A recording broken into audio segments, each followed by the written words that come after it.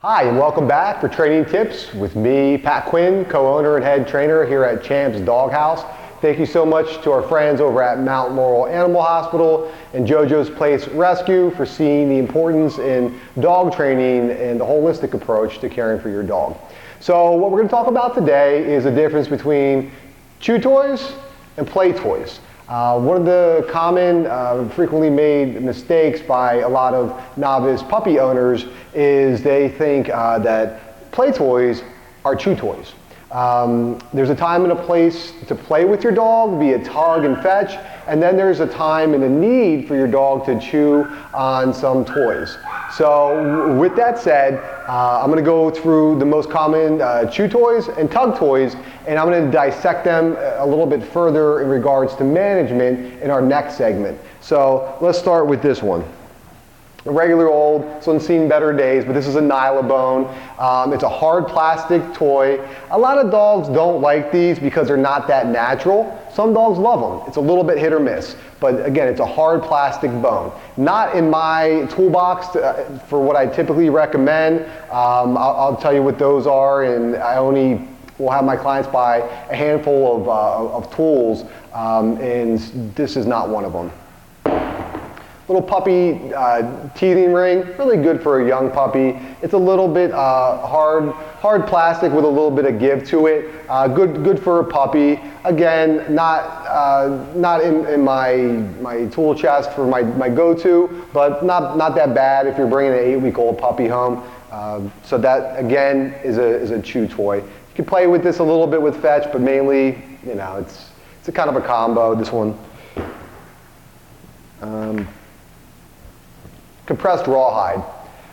Depending on your dog's stomach and what your vet recommends, where you stand on the fence with compressed rawhide. This is a 12-inch one. You can get ones as small as about 4 inches in length for really small dogs.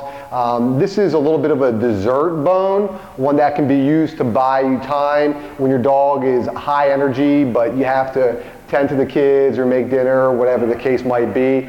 We'll talk more about the usage of a high-value bone, like a high-value consumable bone, but like compressed rawhide in our next segment. But again, this is for chewing, obviously not for fun.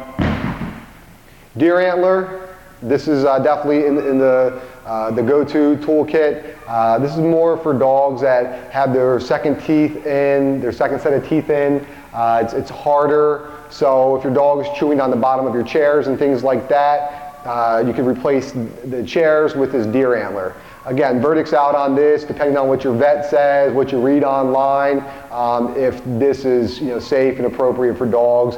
The main worry with these is that your dog might chip their tooth.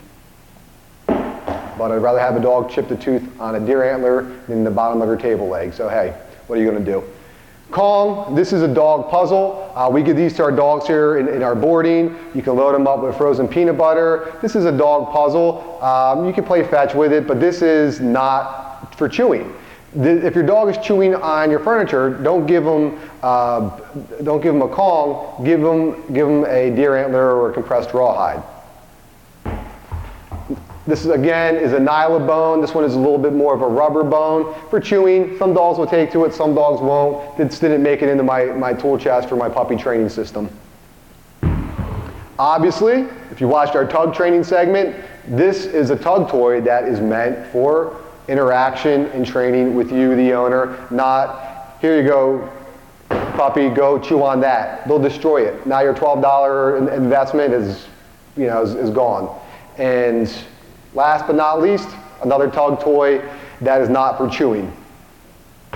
So be intentional with what you give your dog. Know that the play toys are to be used for playing, and when you're not using them, put them up so that way your dog doesn't learn to self-satisfy on the play toys. That is bonding and training and fun and stimulation for your dog all wrapped into one.